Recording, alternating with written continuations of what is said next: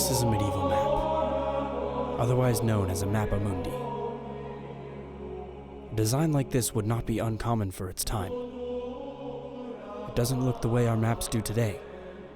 You may even find yourself thinking it looks inaccurate. Yet unlike the way we view contemporary maps, cartography in the Middle Ages was not thought of as a solely navigational tool, nor even objective truth. So what did maps of the medieval period really represent? To answer that question, we must examine sources from the period and analyze the types of imagery incorporated into these maps. When viewed critically, we can uncover what cartographers of the Middle Ages instead created: an ideological map of the medieval mind.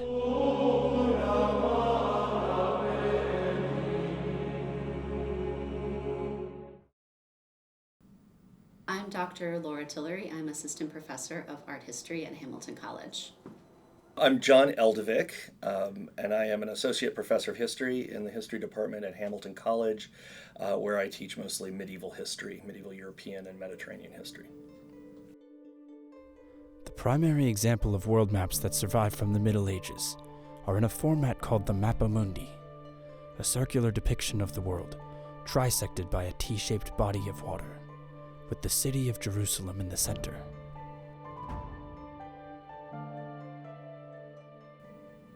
Medieval maps of the world, or Mapamundi, are very different from how we use maps today. It's not about geographical accuracy or absolute likeness and relational space. It is a symbolic representation. So therefore, it's promoting ideologies. One of the ideologies, of course, is Jerusalem's in the center.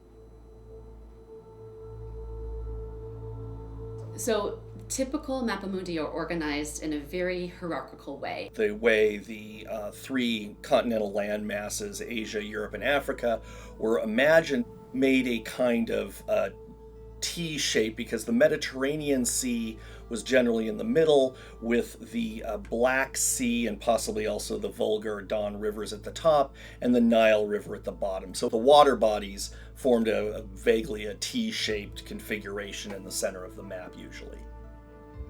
In organizing the T, you are actually able to put Jerusalem in the center and the Holy Land in the center. And the Mediterranean Sea was really the organizing principle situating Jerusalem, and everything radiated out from Jerusalem. This organizational structure was a key element of the Mapamundi.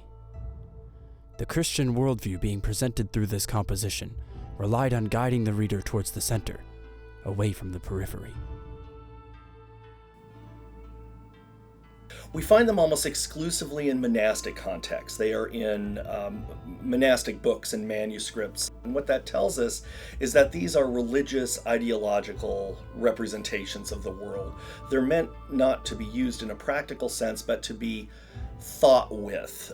They tell you about the logic, the order of creation, about what is at the center of the world and of civilization, and what things are at the margin, which things get more strange, exotic, or monstrous as you move away from the religious and civilizational centers of the world.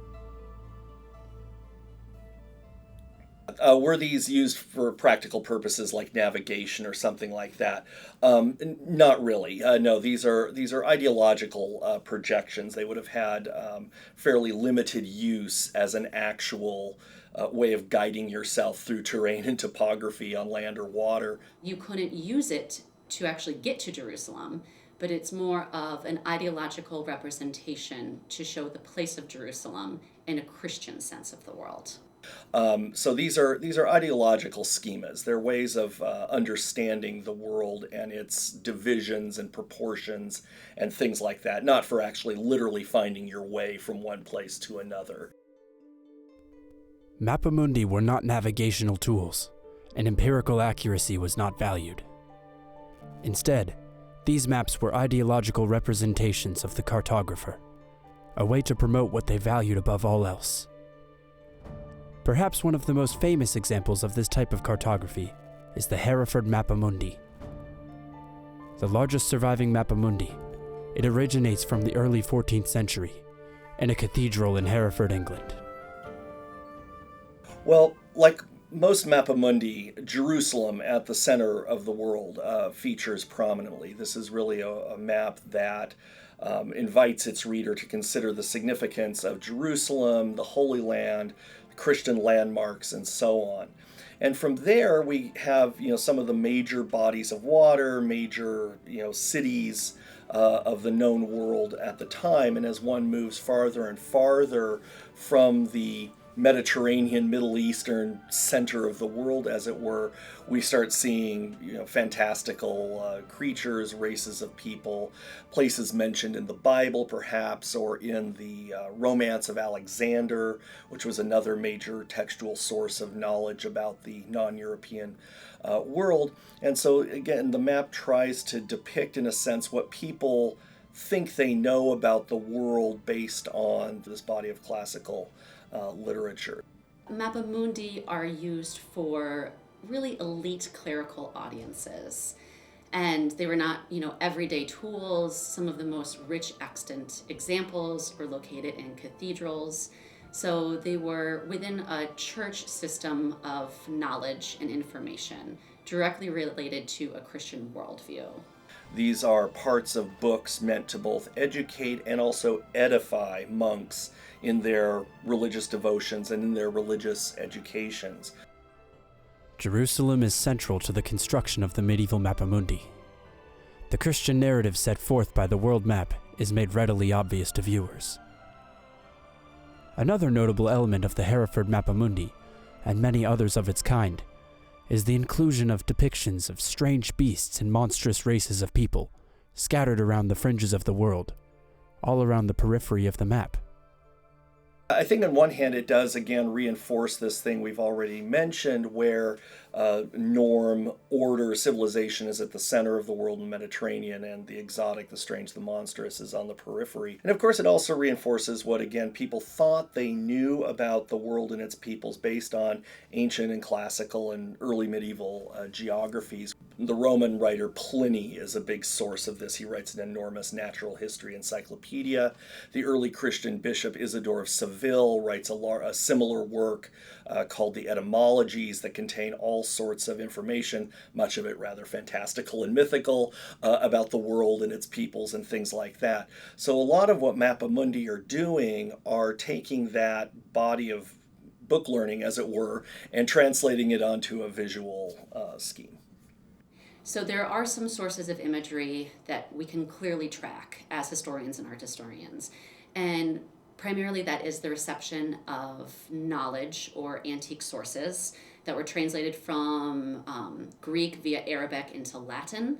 And so these would be medieval encyclopedias, and they really formed the basis of geographic knowledge of the known world in the Middle Ages.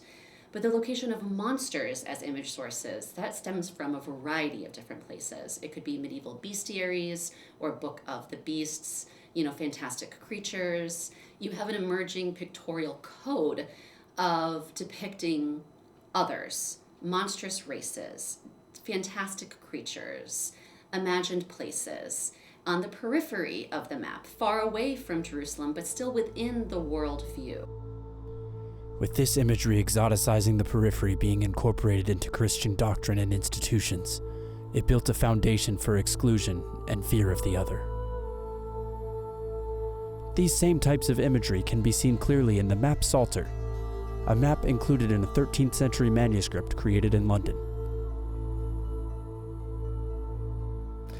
I would suggest it's largely the same thing, but on a different scale. The Psalter was the basic prayer and devotional book of a Christian religious person, usually a monk or a nun, but in the later Middle Ages in particular, lay people increasingly were using psalters and devotional books. So the Psalter was the basic Christian devotional book of the Middle Ages. So it made a lot of sense that there would be a map of the world, and again in this ideological configuration, in a Psalter, because the Psalter relates the Old Testament to the Christian gospel and to salvation history, and ultimately the fate of the whole world. The idea of centering oneself within a Christian narrative was prevalent throughout the Middle Ages. While it was common in the Mapamundi format to center Jerusalem, as new mapping practices emerged, other methods of injecting ideology into cartography began to make themselves more prominent. The Nurmberg Chronicle is an early printed book from 15th century Germany, which makes an attempt to place the cities of the known world within a Christian context. My name is Christian Goodwillie. I'm the Director and Curator of Special Collections and Archives at Burke Library of Hamilton College. So I'm Seth Gottlieb. I'm the Special Collections Education and Outreach Librarian here in Burke Library. So the Nurmberg Chronicle is a history of the world from the time of the creation according to the book of Genesis. It's in the tradition of medieval chronicles that preceded it. This is all within the context of printing only having been around for 40 years, so there's not necessarily this deep well of knowledge of generations really that you can pull from. It's still very much in development. I mean, we look at the Nuremberg Chronicle and it's significant for the amount of illustration in it, but it's also significant for how it's illustrated.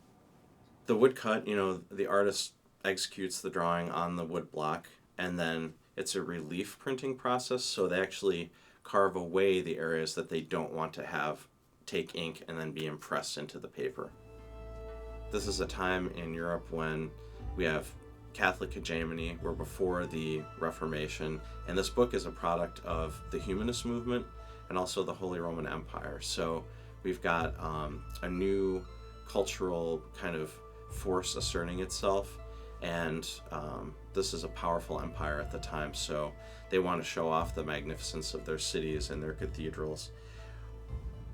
But mostly we have bird's eye views of cities. Some of these are some of the earliest on-the-spot illustrations of a given city. Pretty much every city depicted in the Nuremberg Chronicle, with the exception of Jerusalem and then Constantinople, of course, at this time would have been a Christian city. So this is a Christian worldview that we're coming out of. Many of the cityscapes portrayed in the Nuremberg Chronicle are in fact reused for several other cities. These stock images are used for many of the cities outside of the primary Christian narrative, or deemed less relevant to the German worldview. Some cities are relegated to half a page, while others are given full 2-page spreads. Only the cities viewed as most important by the makers of the Chronicle, such as Jerusalem, Rome, and of course Nuremberg itself, are given the most detailed treatment, with more attention paid to the production of those particular woodcuts. Nothing like this had ever been attempted on this scale for a printed book, an illustrated printed book. And it's known that artists were dispatched as far away as the island of Crete to make these illustrations. A lot of the other illustrations of cities are just generic placeholders. So not surprisingly, cities in Germany tend to more often than not be realistic depictions, particularly Nuremberg, which gets pride of place at the 100th leaf in a double opening. The illustrations in this book, you've got a mix of stock images as we call them now, and images that we know are specific to a particular city. But even the stock images aren't sitting around in the shop that they're just pulling. They're still making those for this book. And wherever you can have savings, you will. So you're going to reuse images that you know are not going to be the ones people are paying attention to. I think certainly there's some economy there that they've got to practice. I mean, the production time it would take to make this entire book would be forever. And frankly, most of the people reading it would never have seen any of these places to begin with. So it's not like they would know that the depiction isn't the actual place. Generally, these are sort of generic cities that don't represent any of the cities that they are used to represent. You don't have to spend the money on going to any of those cities. You can just have someone come up with something in their mind with a general medieval feel. Despite the fact that many of the cities depicted in the Nuremberg Chronicle are from other parts of the world, such as the Middle East, every city is still depicted in a distinctly German style of architecture. We see the world filtered through the artist's lens, as they draw representations of cities they had never set foot in, projecting their German worldview onto the rest of the world. When you see this German architecture shown in these images, despite it being not a German city, this is a period in time where audiences are used to images being representational without necessarily being specific. You've got someone saying, I'm going to use what I'm familiar with architecturally to represent something because the audience that I'm familiar with will understand what a church looks like, will understand what a market hall looks like in a city. It'll have the feeling of a city that's true for them, and they aren't expecting whole truth from just an image, as we would today with a photograph, where we expect a photograph of a cityscape to be unaltered, unadulterated, and we feel personally wronged if there is any alteration. That isn't necessarily the kind of approach that someone is coming to an image with. Mapping the world is never a neutral process. Even in our modern maps, there are inherent choices made in representation and exclusion. By critically analyzing the maps of the past, such as the medieval Mapamundi or the cityscapes of early printed chronicles, we can gain perspective about what was prioritized and what was marginalized. Artistic depictions of the world like these can provide us with insight into the way people outside of ourselves, and even outside of our time, view our world.